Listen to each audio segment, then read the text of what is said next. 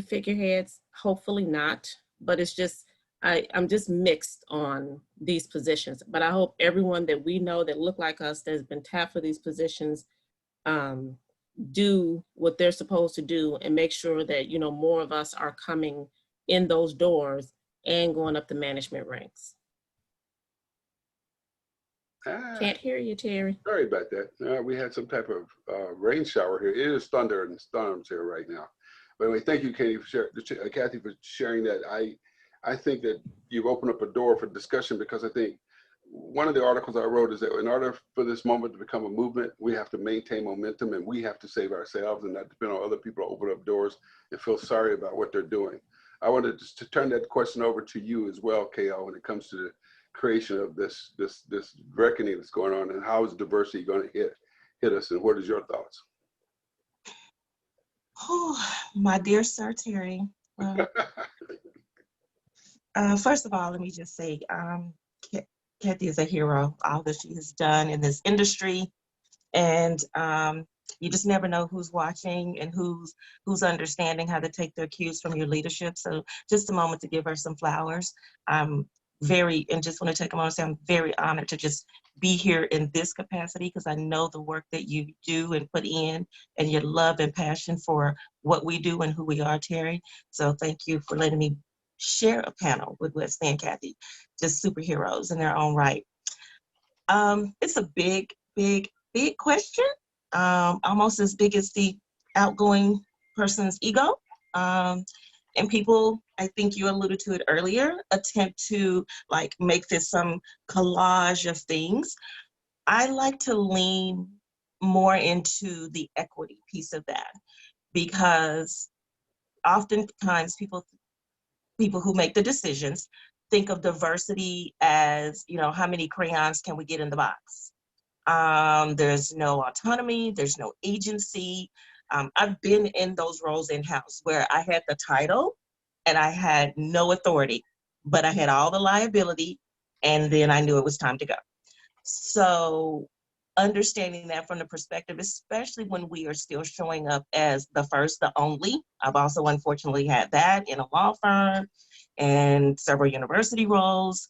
And I just frankly don't have the stomach to be the only anymore, anywhere. We need support structures to reaffirm us, to be able to say when we know we're being gaslit, yes, that is what's happening. So often things that just we know it's off, like Kathy alluded to a moment ago, it just didn't feel right. And I am definitely getting a deluge of between LinkedIn and emails and people texting me of all these opportunities, but I need to see metrics on that. I mean, one of the things that we have to ensure that we become in this era, regardless of what category or interest or hope and dream, is we got to add numbers to that. So we need to really look for where's the data, where are the analytics, and how is that serving my interest by something objective and evidence? Because we just went through 4 years where people decided that facts were optional. Facts are optional. That's a strong statement. Jay Wesley, tell us how you feel about this whole inclusion. Is it an illusion? Is it real? What is it happening in your industry? All right. So, well, being foots on the ground across the nation, actually covering this firsthand for approximately 30 different outlets as an independent journalist, I have to ask myself, have the Black Lives Matter movement become a marketing ploy? So, for example, you have stores and restaurants and things in downtowns of some of these nations or cities where protests are taking place, putting Black Lives Matter signs up. But are they really for the cause? What have they done for the cause? Have they donated for the cause? They're just putting the sign up just to prevent vandalism, for example, or they're putting Black Lives Matter movement into their menus or somewhere within their website or their marketing material because that's the popular thing to do. And we all can now walk into a restaurant or a store and they have something that says Black Lives Matter or something to that effect. So you have to ask yourself, be a smart consumer. is it real? Or is this marketing because, you know, for you to think that they're supporting the movement, that you're going to support that particular store? So question yourself with that. The next thing would be, you know, when it comes to the corporate world, you know, and even within media, is particularly CNN have just launched a social justice department. Am I the only one have heard about? Shake of heads. People have heard about it. So, and it's just not CNN, but other media outlets are creating these social justice departments. And so you even have to question in, you know, what their intentions are with creating these particular departments, and what will they be covering, and, you know, how much independence will the journalists or the leaders of these departments will have in sharing the true and the authentic real story. So just be cautious when you see the Black Lives Matter movements, especially from these large companies. Even if we look at our commercials, these companies are smart. Every commercial that you watch now is something about inclusion and, you know, Black Lives Matter movement. Even if they don't use those three words, it's all about everyone matters. And so we just have to be very conscious and very cautious of it, and be smart consumers when coming to it. And we'll talk later, hopefully, as far as the importance of supporting Black-owned products. But those are my thoughts. Terry?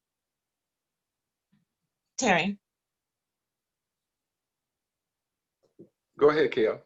Okay, I just wanted to dovetail because Wesley made me revisit one of the things I intended to say. Some of the very same companies who are masters at public relations right now in terms of this appearance of pretty words are also still currently, I just read 2 studies over the last month, are still currently in the underground ALEC movement.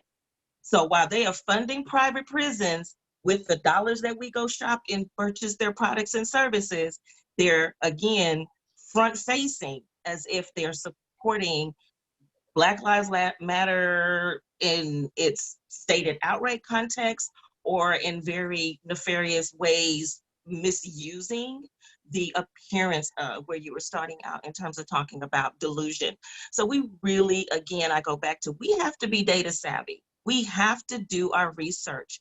The opportunities for us to use this moment in time to genuinely become purveyors of the totality of the culture as it impacts our interests.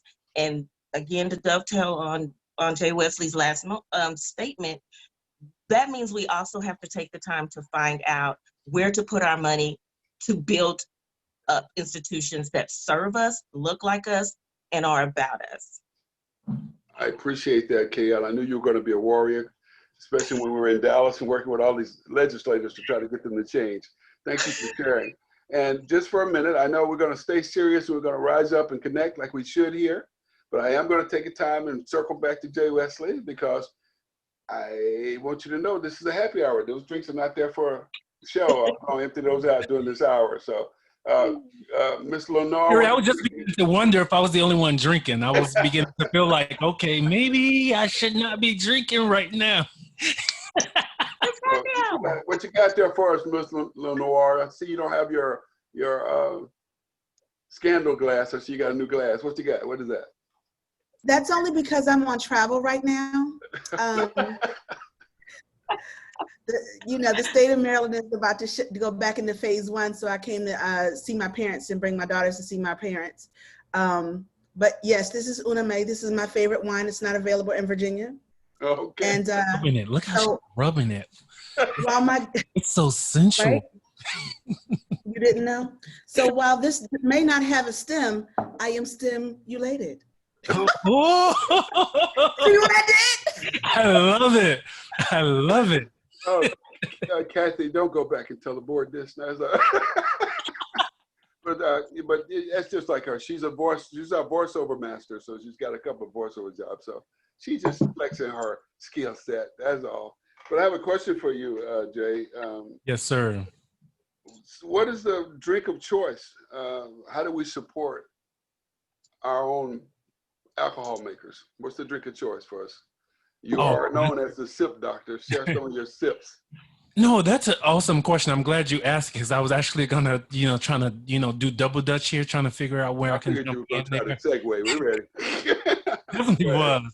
And so I'm glad you tossed it to me. So, here it is that people drink when they're happy. People drink when they're sad. People drink when they're in between. And so the liquor spirit business is broken down three ways. So when you hear people say spirits, that encompasses wines, beers, and hard alcohol. And hard alcohol is your vodka, gin, rum, tequila, whiskey, cognacs, brandies, things of that nature. Blacks are the number one consumer of your hard alcohol. What's that you got pulled up there, Terry? That's my 40 Creek, man. All right. Love it. I made a lot of deals with this drink. And there it is. Deals are made on the golf course and they are made over cocktails. And so the point I was getting at is that it's $1 billion industry. Nowadays, there are Black liquor manufacturers, Black owners of anything that you want, from champagne to wine to rosé to vodka, gin, rum, tequila, you name it. There's a Black owner out there, but as consumers, we have to do our due diligence and do two things. One, find out who they are, because they don't have the marketing dollars to put up Ciroc commercials that we may be accustomed to, and events that we may want, or sponsorships that we may want, like a Jack Daniels. So we have to take the time to try to seek them out. The second thing we can do is, once we find out who they are, we have to ask for it. Request it, whether it's in your local liquor store, whether it's at the hotel you're staying in right now, whether it's at your local bar, restaurant. Ask for it, request, and kind of demand that they carry it. As a consumer, the power is in your hands. And so for $1 billion industry, there's only 3% of that $1 billion that's going back to the pockets of Black liquor manufacturers. Tell me something. Who is listening? What writers, what are the opportunities for writing about the liquor industry? And I know that you've had several columns in a lot of national papers. So what are the opportunities out there for that? Because some of us as PR practitioners, we have a lot of, I'm going to be honest, I'll claim it. I have a lot of liquor clients, and they always wanted to get into our Blackness, and I've turned them back because some of the things are family owned. But what are the opportunities to write? And one other question. You are in Atlanta, and I've seen your posts. So you need to share with us what has been going on and celebrating in Atlanta, and what have the protests been like in the past week there? And that's a very good question. I'm going to say that one for a second, but remember, people's party, like last night here in Atlanta, people was turning up. And I'm going to say that for a second. So I'm coming back to that. Going back to the first question is the opportunities that exist for independent journalists or any outlet. You don't have to be an independent journalist, is again, sharing the story. All of these liquor manufacturers have a story behind it. The best story right now that's out there on the market is Uncle Nearest. I'm sure if shake your hand, yep. See, y'all have heard about it. Was the master distiller for Jack Daniels. Fawn Weaver is the owner of that product. Plush Vodka, which I'm an ambassador of, hail out of New York City, and it's a plum vodka. And so every one of them have a story. Share their story, and don't necessarily look for anything in return, because it's going to come back to you. We all believe in karma. It comes back to you by just sharing their story of what made you open Plush Vodka, or whatever the brand is of their category or their brand. Just share the story. And what that comes to is PR. You build that relationship with that liquor company. And so now they're paying you to get them coverage in different media outlets. A little side gig, it's a little hustle money on no matter what you're doing. They all will make a few dollars to the side for you. Trust me, they will. All right. Just make sure you put that up front. Maybe do the first story to build a relationship, and then come with your angle of positioning yourself of how you can be a resource to them. So going into your second question, Terry, is I mentioned this earlier before you even asked that question. You are on point with me tonight, Terry, because everybody don't get what I do. Sure, it's me and not that drink in your hand. Go ahead. Right. But, you know, I said it earlier. People drink when they're happy. People drink when they're sad. People drink to celebrate. People drink when they're putting someone 6 feet under, which ultimately people drink when they lose their job. People drink when they get a promotion. Ultimately, that says people always going to find a reason to drink. So last night here in Atlanta, Georgia, as it was taking place in most major cities around this nation, people was turn up, or as the kids say, getting lit. And to get lit, it takes a little courage juice. And so here in Atlanta, Georgia, they actually had a good time. There were some counter protests. Go to my page, Jay Wesley, and you can see some of the counter protests. Trump protesters are not super happy right now, and they're colliding with the Biden camp. The worst thing I saw yesterday, I actually, not that I condone any type of violence, but as a journalist, I was able to capture a Biden protester. I wasn't happy to see this, but I was happy the only one to get it on camera, that drove past on a motorcycle with his arm hosted out like that. And what they call that in wrestling, when you drove past on a motorcycle, what is it called? Clothesline. Clothesline. Mm-hmm. Clothesline a Trump protester, knocked her out. It was a horrible scene, but yet, so there are some a little just, that was an outliner. Overall, people are happy here. They stayed up into the wee hours of the morning celebrating. At 43 years old, I think I'm getting old now because I was home in bed by 9 o'clock. Yeah, you are getting old. I'm going to flip this over to Kathy. Kathy, KL alluded to something that we've been working on, and I think Marie is on the call too. She can add to it because we were trying to control our narrative and also control our distribution. And NABJ we have the greatest global content in America by our membership alone, and also by the new venture that you're working on. It's already come out, right? You've already published, haven't you?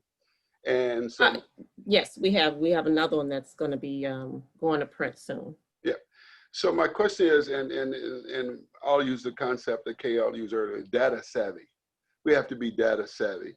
I don't think that we're going to be able to get our stories out there. One of the most telling stories I saw was during the protest when the Black Lives Matter movement was in California, in LA, and they were protesting, and all of a sudden 2 white women in black suits start vandalizing the Starbucks.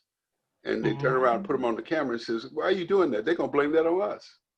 And that was one of the greatest stories we got to let them know, educate, because I have to deal with people who don't look like us every day, telling them there's a difference between protesters and looters. And I have to separate the people. Those 2 women were dressed in black. They had little fake Afro wigs on, but they were white, and they were actually vandalizing the Starbucks. It was great that the 2 Black Lives Matter protests taped them. So when we say data savvy, talk to us about controlling our narrative and also controlling our distribution, controlling our stories, taking over this, becoming our own brand to distribute our news. I would say it's become much easier with social media. And I am a lover of the Black press. I call myself a Black press know-it-all. While I do work in mainstream, I work at, a few Black press outlets. And I think that the Black press, number one, should be the main driver of making sure that we're getting our message out, our story is told, that we are controlling the narrative. But it's also incumbent upon, everyone that looks like us that work in mainstream media to keep pushing for our stories to be told, for, the plum assignments, and not just relegated to okay, here's an assignment, you go parachute yourself into whatever community, and then you come out, and then the community doesn't know you. I mean, it's just, there's too much of that going on. And I just wish that, you know, just the editors are paying attention more, because we have to fight every day, all the time, just for what we may think is just the most basic story that's important to Black and brown communities. We have to continue to fight, continue to fight, continue to fight, while our counterparts can just come up with some idea, maybe the man walking down the street with his dog or something like that, and it's greenlit, and you're like, you've got to be kidding me. So I just think that it takes us to continue to keep pushing. Our president, Madam Dorothy Tucker, I remember her, this was before she became on the board. We were on the Chicago chapter board together, and she was giving a story, and I think it was Pitch It To Me, that's what it was called. And we had all the PR pros in Chicago come in, and they were saying, how can we get, you know, more coverage about our clients, you know, on TV, in the newspaper. And she said, the squeaky wheel gets the oil. I see it all the time. While I'm fighting, and the other Black reporters are, you know, telling our editors, this is what we need to cover, and they say no, then you have the community continuously calling in. They can't ignore that. And that's how more stories are beginning to be told. But it shouldn't have to take the community screaming at our editors to say, hey, you need to be covering this.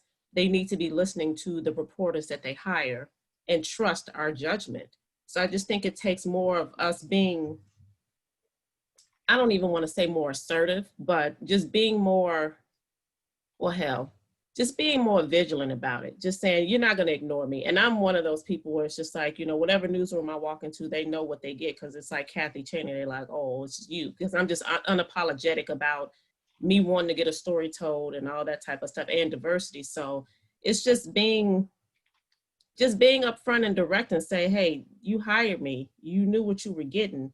Don't be mad that I'm giving it to you. You know, we just need more vigilance, diplomatic and tactful vigilance I like from that. the reporters. So tell us about the vehicles that you're doing for NABJ, so we can be reminded of what you have. It's the NABJ Roundup. It's a monthly newsletter, which we gotten off track because COVID. That took everything off track for everyone about every story, because we're switching to work from home, and then COVID is a whole nother animal. And then there's the NABJ, the regular journal. And I would have to say, Kanya Stewart, she is wonderful. She's our communications person in the international office. She's wonderful, but she's so overwhelmed where she's the other part of it. So that's why there's some delays in that, because it's like she's doing so much, so she can only handle so much. So we're getting caught up on being on schedule where we should be at. But it's the journal, which the other one should be coming out, I would say in mid-July, because our wonderful, the 45th anniversary of the organization is coming up. So we're hoping to have that ready for everyone. Well, thank you for sharing. And I got one last final question, and this goes to KL, and then Tony's gonna ask all of you some questions that have been placed in the chat. Thank you guys for being here, and we're serious about the happy hour. I do want to do a little plug. All of our planners will get this t-shirt that says social distancing does not mean social disengagement. So get engaged. So all our panelists will get that. Or their choice of, you guys remember when Stephen was on here, he was talking about entertainment PR. He did go ahead and produce the famous Chaney Biden mask. He sent me some of these to give away, so you have your choice. The first 3 people to sign in get one of these anyway. So this is the Chaney Biden. And he also had another one, I don't have it here, but I wouldn't wear it because he said this is for the ladies. So it's pretty provocative mask. So you ain't gonna see me put it on my face, but you may get that in the mail too. But don't forget that you guys get this shirt. Kale, here's a question I have for you, because you and I fight this every day. The pandemic has created a crisis, and we've had to pivot. You and I specialize in crisis communications, and all of these PR practitioners, media-ready people here, especially those that are working in public affairs. I see that we have, your background is in public affairs. I see all of that. We're having to pivot our messages. you know, everything we came out had to be COVID related, or we would feel like we were disengaged, you know, and then you can't talk about the picnic that you're canceling if you don't understand that we're rechanneling our dollars to those affected by the pandemic and then racial reckoning. So, you know, I wrote an article the first week is that we've turned in our 9 to 5 for virtual overtime, and it's everybody wants you to be on a Zoom 15 minutes from the time that they're giving it. And can you come in and help? My question to you, and it's around diversity and inclusion. I don't see them changing. I don't see the changes that I thought would happen. I'm going over on some pages. I look at the diversity statement. We care about Black people, but I don't see the changes. I just with the richest group, you know what happened there? He says that commercial is a little too Black. Our white supremacists won't advertise with us because that advertising campaign is a little too Black. Mr. Richards is now no longer a part of his company. Then the pizza company goes out and gets Shaq O'Neal as their representative, but the owner says racist statements, and he walks away with a $30 million severance pay. You know, like it ain't really like it's a slap on the hand. You know, so my question and my statement is, what are we going to do in diversity and inclusion to make it equity? Because diversity is just saying we recognize your inclusion, is letting you sit at my table. Equity is saying I like to own the table, and you can come sit with me. So, what are your thoughts? It's a lot of thoughts. Lots to unpack, isn't it? And you know, so let me just unpack a tiny bit of this and hope that it helps. First of all, we have to learn to be transactional. And oftentimes that is not space we've been comfortable in because we're just so grateful and humbled, and all of those really lean into let me not shine too much, happy to be here. A lot of the people on this call are not those people, so I'm glad I can just really go to the root without a lot of euphemisms and a lot of pretty words. We better learn to be transactional.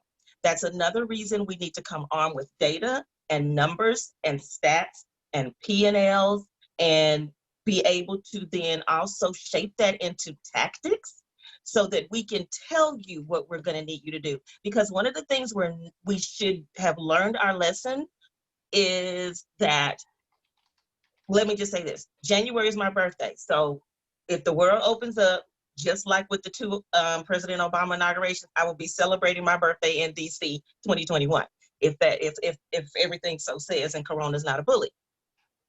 A lot of people, when I was getting on the plane and there was this mass exodus, they were still in DC Plaza almost into 2 years of the Trump administration.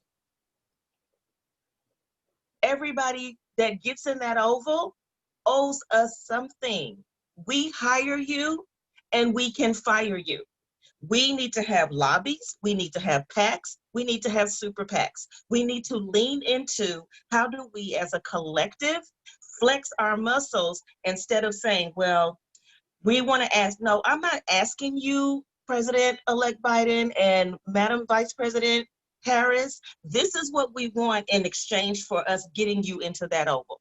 This is our list, and then we can negotiate from there. But this is the list that you are going to now have to pay attention to. And we've got to work within the confines of the infrastructure that's here. And that means, again, PACs and super PACs and lobbyists, but we best be in the game, on the court, if you think we're going to get any kind of championship. See, we didn't make those asks before. And there's an entire set of websites and studies and white papers to all the things that President Obama actually did do. But here's the thing, we didn't ask enough of him to do.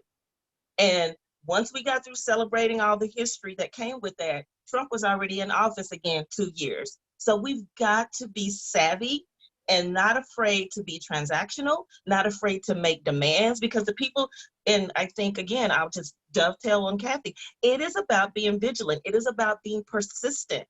We must go back to, and you are such a good folklorist at this, Terry, we must go back to what, you know, the ancestors of old would say, a closed mouth does not get fed. Amen. And it's time for us to eat. Well, I think the ongoing demand for ending systemic racism has continued. And I think that make no mistake. We had the largest number of people vote.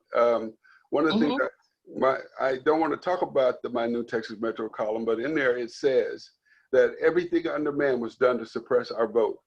And it shows our will as Black people that we came out and we were still the marginal people that put whoever we want in office. And we have that we have to stand up and give a shout out, not just to Black people, but to Black women who led the way and always led the way. And that's why I went to my Big Mama's grave and put a flower on there. It says, Big Mama, you were right. You know, Black men can raise a man, but Black women raise a nation. And I'm very grateful for that. Terry, let me real quickly just say, based on what you just said, every time they think they buried us, we blossom up and break through the ground as good seed. Go ahead now. This is a happy hour. We ain't trying to have church up in here, okay? So, oh, I'm here too. I know. I like that bottle. But it goes back to what Kathy said. We have to be diligent. We have to be strategic. We have to control our data and make sure that data is influences us back. I'm happy to help manage the partnership with Element that we're having, where we're talking about social justice and we're talking about a trust between the press and us. I think that we as communicators and collaborators have to demand, all those drinks you're holding up, I'm gonna look at those brands. I'm asking, when's the last time you financed a Black newspaper? Okay, when's the last time, who's in your communications team that is of color? And how many Black females do you have in the C-suite? So that's where we get that transactional that you're talking about. So this has been a blessing for us to roll all of this together. Tony, let's give it a few questions because this is a happy hour and we got only 7.5 minutes left to go. So Tony, let's go with our first question. But before we go, let's do that. This drink is for Kathy, KL, and J. Wesley for showing up on your Sunday. And hold it, what's that you got there, girl? That looks fancy. I gotta go get a new glass. That ain't gonna fit what I'm drinking. Thank you for drinking with us. I am, in honor of all the media related members, I want you to go to the site to make sure you apply if you're displaced by COVID for membership and registration and funding. It's on the NABJ website. Also, I personally will be giving away a registration to the regional conference on the 21st for every region. And I will be posting that on through NABJ and on other sites pretty soon for those of you who are displaced, because we have to be honest with each other. And not all of us are doing well during this time. Some of us are struggling. Some of us are dealing with self-care.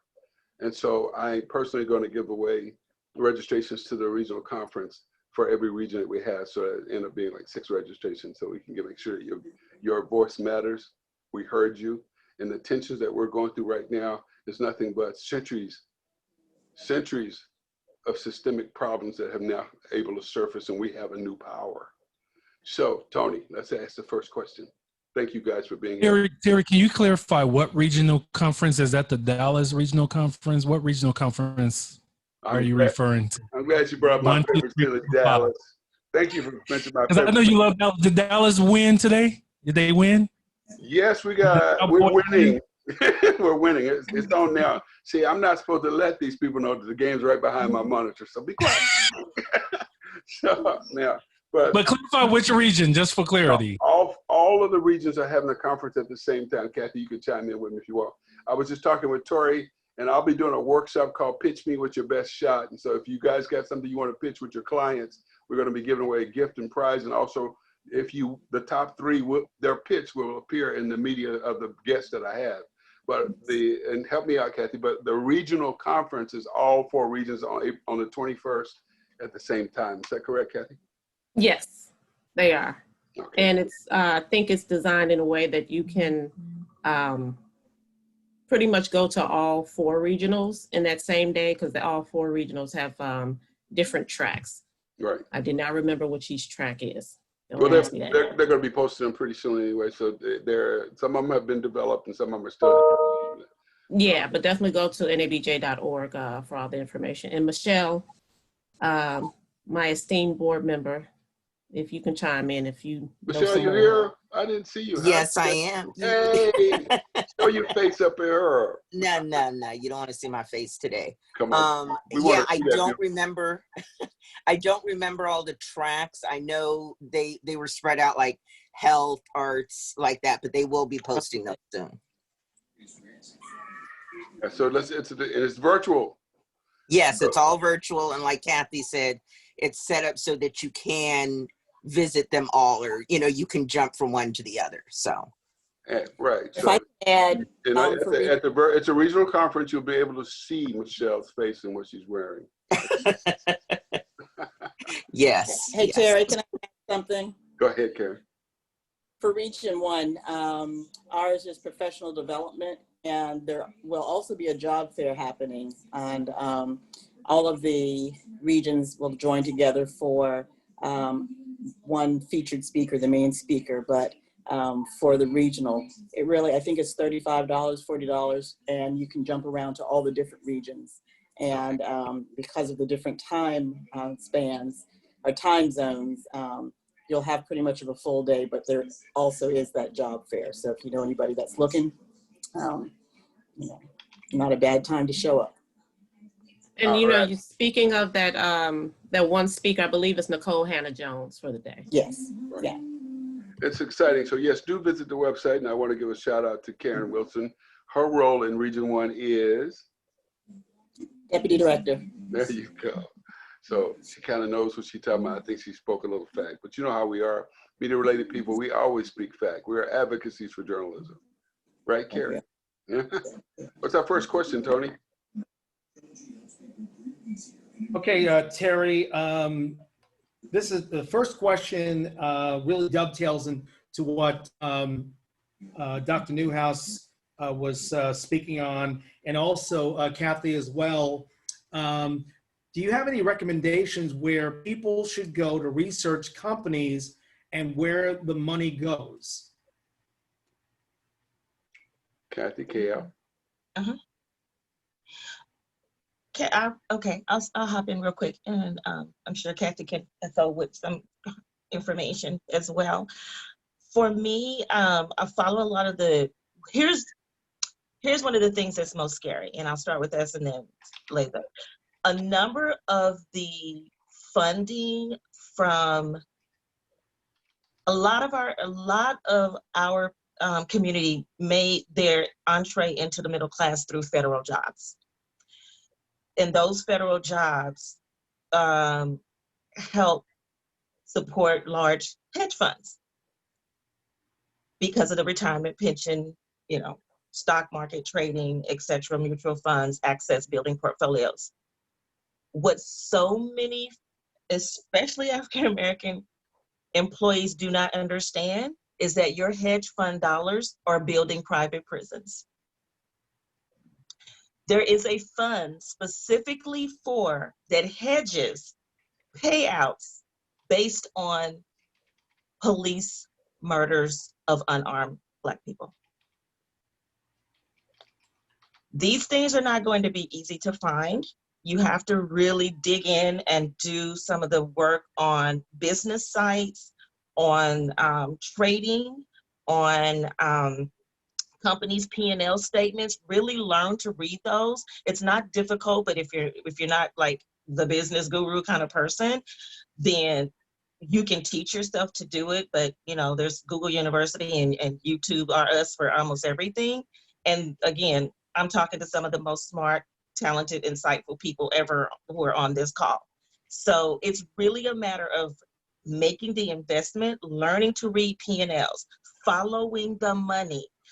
There's a new book that dropped today, and it's called the, oh gosh, I don't want to lose it.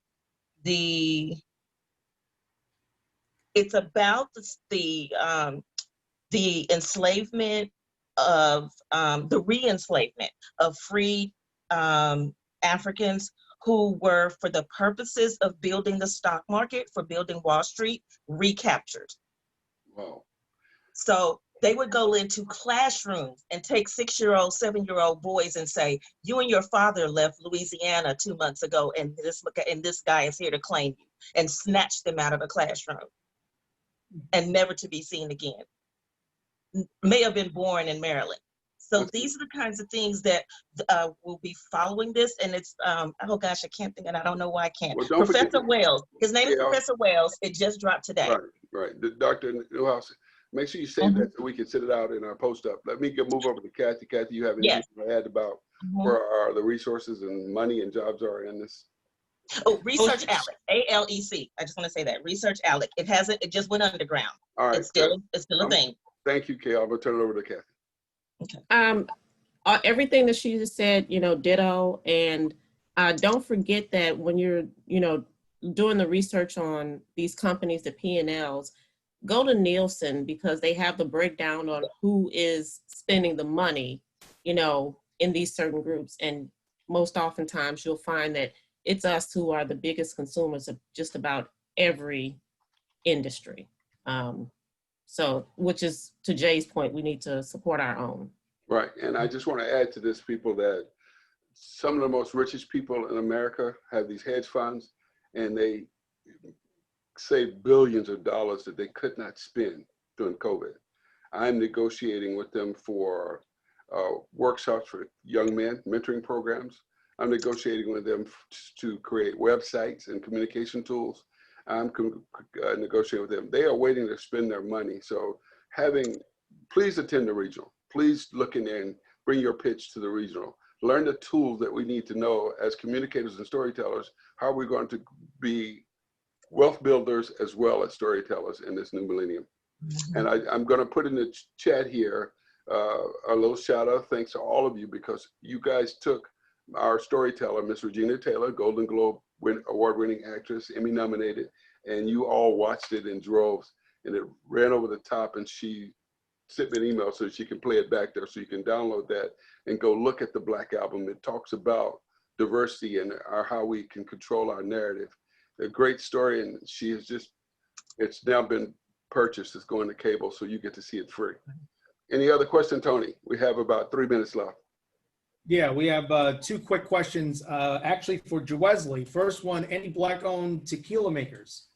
Well, Kathy has a tequila maker. Who's that, Kathy? Is that what you're drinking when you write your column? No, I was trying to help Jay, but Jay had a birthday panel for his birthday in September, and I was looking for the name. It's Tolero Tequila. Yep. That's the Black-owned tequila brand.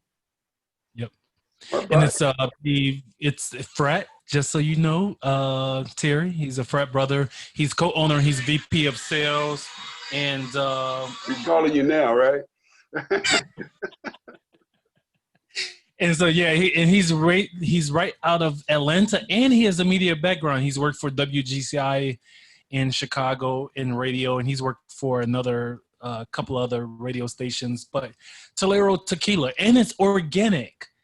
We won't get into what organic liquor is, because I used to own what was slated as the first organic liquor bar in the nation. But anyway, Tolero Tequila, go look it up. So organic means we have a different hangover. Is that what you're saying? Well, it is part of it. I'll go there real quick, and I'll keep it under 30 seconds. Organic liquor does this, is that it means, count me down. But no, you have to remember, all of your liquor comes from the ground. Potato, corn, wheat, hops. We forget that all of your liquor comes from the ground because it's a liquor. And so it means that those plants were not grown with Miracle Grow, which becomes secondhand steroids in your body. If they put this on the plant to make it grow 5 times faster, what do you think you do when you consume it? The other thing is without pesticides. Think of Raid, that we use for roaches. That's what we know Raid for. Well, that's what keeps the bugs off of it. So at the end of the day, organic means that no Raid is on your liquor, or nor any secondhand steroid use. Thank you, Jay Wesley. Tony, you have another question for us? All about the education. I heard that hiccup right after you talked. Go ahead. Go ahead. You have another question for us, Tony? Yes, and another question for Wesley about the presidential election. Firstly, were you surprised that Georgia turned blue? And with that, what do you attribute that to? Ooh, I am not a political analyst, but I was surprised to answer the first part of that question. Ecstatic and happy to see that. Just they have to do a recount here in Georgia, so that's already been deemed. So we just have to hope that it stays that way. But I do give some of that contribution and props to our mayor, Keisha Lance Bottoms, because she advocated for Biden even before it was safe. And when I mean safe, meaning that, you know, she started very early on being with his camp versus waiting to the runoff, which is what most political advisors would have advised her to do, is do not back him or support him until he gets to the runoff. She supported from day one, and I love a day one girl. I love a ride or die girl. So Keisha Lance Bottoms, and that's for all my Black sisters out there, because that's what you all do for us, especially your Black man. Y'all are ride or die. So we appreciate you. I love you. And that's why Atlanta and Georgia is a blue state, is because of Keisha. Black girl magic, it works, y'all. All right, for the Black girl magic. Kathy, you want to spread some more knowledge on why it turned blue? I did put in the chat a graphic which says Black women HBCU turned Atlanta blue. So make sure y'all download that. Go ahead, Kathy. No, I think it's like everyone was saying, it's a testament to Black women that made it happen. We can't forget Stacey Abrams. So it's Black women. They stood up and continue to stand up. All right. So guys, I think we're going to take that last question. One of the things I do about the happy hour is it is a happy hour. So this is a little bit of fun, a little bit of information. It's an opportunity for you guys to connect. You got your private messages going back and forth. You got the open post. It's a way for us to stay connected and know how powerful we are. We underestimate the impact of our power. And we are all commonly related through NABJ. We're commonly related through beepers. We're commonly related through PRSA. But we are also on the same goal. Look at him. To get to the same goal of controlling our narrative. We have to tell our stories. And I've said it once before, and I say it again. In order for us to make this moment be a movement, we have to control and make it the momentum. We have to own it. We have to get our house in order. And what one of my mentors once said to me was that Black people will have to save Black people. So we have to be engaged. I want to see you at the regional conference. I want to see your membership to stay current. I want to see you engaged in making sure that PRSA understand what diversity is, because they do not. And our beepers partners, I want to see you all engaged in that and tell your narrative. There are so many talented communicators here. And I know that we have the strength and the power to do what we have to do. And this is the moments that we make it. And we've got, you guys can go ahead and place your, at least your LinkedIn on there, but I am now going to place in to the chat the LinkedIn Media Collaborative page where deals are made. And I've asked 2 of the liquor companies that Kathy and Tony list last week that they've got to come in and show, how do we get to you? How do we get our clients to you? And how do we tell your story? Who are you branding with? So brands are scrambling for the truth and honesty. Brands are scrambling to rebrand themselves. And the council culture is scary, which we'll be talking about next month at the next one, about the understanding of the council culture and what it could do. But we have a fight going on, and right now we're poised to win. And we've got to do what we need to do to win. So I really do appreciate you, Kathy, for being here. I followed your voice so much, and I was so happy to know that you were in digital print broadcasting. I said, she's all over the place. I love her to be here, you know. And Jay Wesley and I have built conversations around cocktails for the past 7 years. And when you get people to drinking, they get to telling a whole lot of stories. And so we're able to make inroads into those stories. And so we appreciate that. And Terry, they spend more money at your purse auctions too when they drink more. Yes, yes they do. Yes, they do. And also KL and I have done diversity. We've helped separate the diversity from equity, and we've made them take a look at, you know, your C-suite has got to be the equity part, because people always want to group that together, diversity and inclusion. Now, diversity, equity, inclusion are three different things that have to all come together. I'm proud to work every day with the other co-chair here. Hi, Pam. How are you, Ms. Purifoy? How are you? And one other thing, I did have some good news. I did approach a sponsor. So we are going to have that boot camp on entrepreneurship and PR. I'm waiting for them to accept my dollar amount so I can run it by NABJ and get it done. If all of you have sponsors, including now we're going to get some liquor sponsors for that boot camp on entertainment PR. I got you. I have never let you down, Terry. I've never let you down. I'm always there. So I got you. And I'm attempting to No, close that's with, never conversation. I'm attempting to close the grub up so you all get a meal at your desk when we have this. So it's all going to be completely fun. But let me say this. These things are hard to do as a solo practitioner. Yes. All right. So when we ask you to serve in this capacity, we want you to stay engaged. I get more emails like, what we going to do next? And I get done to say, this is what I've done. Can we move forward? Let's collaborate. I love the ones I got yesterday when it says, why did you tell us about this happy hour before this? I said, well, we told you about it in October. There was going to be no remaining. We reminded you on October 22nd. We posted it on October 30th, November 1st. So you're just responding to your latest notice. All right. So we need you to be engaged and to come forth and do what you have to do. So has everyone put their page in the chat before we close? Hey, All right. Terry, Yes. just want to, before we all depart, just want to congratulate you on your win. Best PR firm in Dallas. Yes. Dallas. Yes. The Big D. The Big P. Yeah. You are #1 in the Big D. All right. Yes. Thank you. I appreciate it. It's hard work. And I wouldn't do it if I couldn't pick up a phone and call and ask Pam what she's doing and tell our Pat Tobin Award winner, Ron Carter, how do we close on this deal? You guys helped me get that title, and I appreciate it so much. Thank you for that. And does anyone object that we close out with prayer? No. No Okay. objection. No objection. But I do want to add real quickly. Go ahead. Can we also take a moment of silence to thank Paula White for calling up our ancestors, because what she didn't realize was she brought on a tsunami. Say that.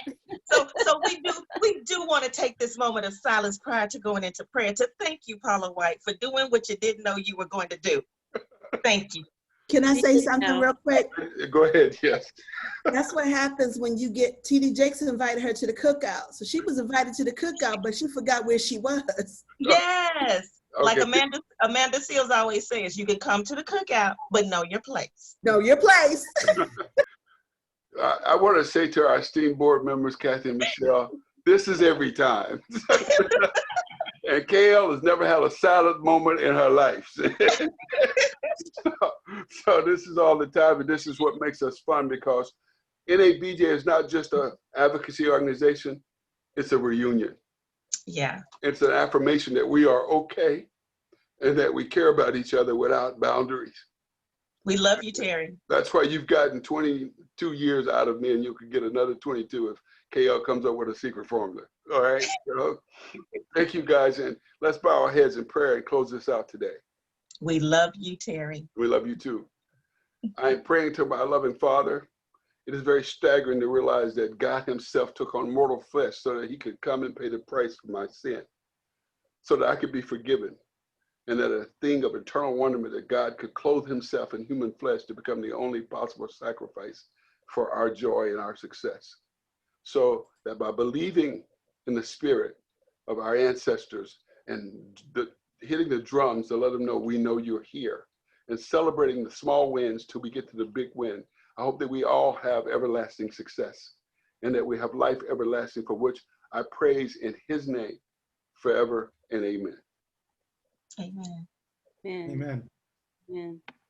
Thank you guys for being here, and go tell everybody what fun they had. This is recorded, so it will be posted as one of the 9 was. And I just wanted to, I didn't get a chance to talk with Kathy because she was on the board meeting, but we have invited out our media related member. She Y'all were here when we welcomed her and told her all the things we were doing. Most of you got the media-related report, and I apologize for it being 13 pages, but we've done a lot. And so I turned it into an e-blast so you can see all that we've done. We pivoted to this happy hour that I created because we were stuck at home, but we created jobs. I was celebrated when my good friend Karen got her food and shelter project. I celebrated when Kayla Adams picked up another project because of COVID. And when Michelle moved from coaching to advising to pivoting and coming out with a book to help my Black women move forward as CEOs. So this has been one of God's miracles. And sometimes we miss those miracles because we wait for the sky to part. It ain't gonna part. Y'all are the miracles. We are the miracles. You know, I was sitting on the board, the annual meeting, and I'm emailing Kathy as she presented. I said, "Girl, you were good. You think so?" I said, "Yeah, you were great. Can I get you to speak?" And she's still talking. That's what we do, and that's how we do it. Let's not stop that. Let's not stop that magic. And let's not stop supporting each other. Let's be very supportive and positive of what we got to do. God bless all of you, and I'll talk to you later. Thank you. Bye. Bye-bye. All right, hold on. Let's wave. Let's do a shot. Everybody wave. Yep. I'm gonna We gotta do a shot. There we go. Yeah. I forgot my screenshot. Here we go. One more. Almost there. Hold up a minute. I'm almost there. Hold up. I got it. Thank you. Wait a minute. Oh, you doing one too? You doing one too? I'm so sorry. Hey, Maria. See you. Terry, y'all have to do another picture because I thought y'all were talking about another shot. So if you didn't see me, I was doing like this and I blocked my face because I was thinking I was pouring a shot. Can you help him, Kathy? Are you ready? One more shot. Here we go. I'm ready now. Strike a pose. Here we go. One more. 1, 2. Got it. Take care. God bless you all. Take care. Thank you. God bless. Bye-bye. Bye-bye. All right, thank you, everyone. Thank you, sir. See you, Thank you, Tony. Kathy. Thanks, KL. Bye. I see you, Michelle Pettis. See you, Maria. Bye. Bye-bye.